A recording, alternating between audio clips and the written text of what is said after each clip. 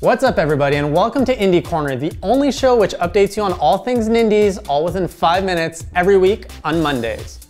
Before we get started today, I just want to bring to your attention a new show I launched last week for gamingenthusiast.net. It's actually another Indie Corner show which looks at all new releases on Steam, which are indie of course. So if you use Steam yourself for your indie games, I do recommend you check it out. I'll put a link right over here on the Indie Corner sign. You can click that, you can see the first episode. It's a much heavier show, so I can't do it all within 5 minutes, it's a bit longer than that. Check it out. If you want more, like, subscribe, and I'll keep making more, making sure you know what's coming out on Steam each week. So with that aside, let's get into last week's eShop updates. Kicking us off for eShop updates, there was Thomas Was Alone released in both Europe and North America on the Wii U. This puzzle platformer with a focus on storytelling has you helping self-aware AIs as they explore their cyber world. Next, Shiny the Firefly also made its way onto the Wii U in both Europe and North America. In this colorful title, you must help a firefly find and rescue its lost babies within a dangerous garden. Then, looking solely in the European territory, the Wii U finally saw the arrival of Pier and the Great Architects, as well as Ittle Do. Pier is a nostalgic JRPG where a young botanist must take on a quest to save his father from a mysterious illness.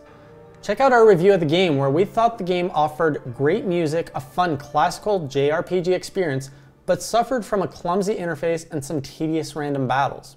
Ittle Do takes inspiration from classic Zelda games and has you arriving on an island that's just full of adventure. On your quest, you'll have to solve many puzzles to acquire powerful items that will let you progress further in the game. In our review, we praised the game for its great design, charm, and high replay value, however knocked it for its stiff combat and short gameplay time. Not to forget the North American audience, Get Close, a game for rivals, as well as Heptrix, both arrived to the Wii U.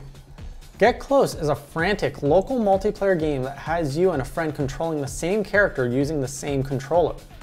The object of the game is to see which team can hold on to the crown the longest. Heptrix is a game very similar to Tetris, except now your pieces contain 7 blocks each. It'll take 7 lines cleared to beat a level, and players are awarded 7 points per block landed. It's all about 7 in Heptrix. On the 3DS eShop, both territories received Mighty Gunvolt, which was an extra game originally bundled with Azure Striker Gunvolt. This action platformer takes inspiration from the 8-bit classics using characters from modern series such as Mighty No. 9 and Azure Striker Gunvolt. Finally, Castle Conqueror EX was released on the European 3DS eShop. This remake offers players a real-time strategy game for casual gamers. After choosing one of 4 heroes, your task is to lead soldiers into battle, seize the enemy castle, and continue building up victories until the Empire is pushed out of your lands. And now for development updates. First up, Rain Games announced that their hit game Teslagrad would be coming to retail for Wii U in both Europe and North America in early 2015. Will you be picking up a hard copy for yourself? Finally, the controversial Meme Run received its first trailer. As the title would suggest, the trailer is a mashup of crazy and nonsensical memes. The game itself is an endless runner promising plenty of memes and confused gamers.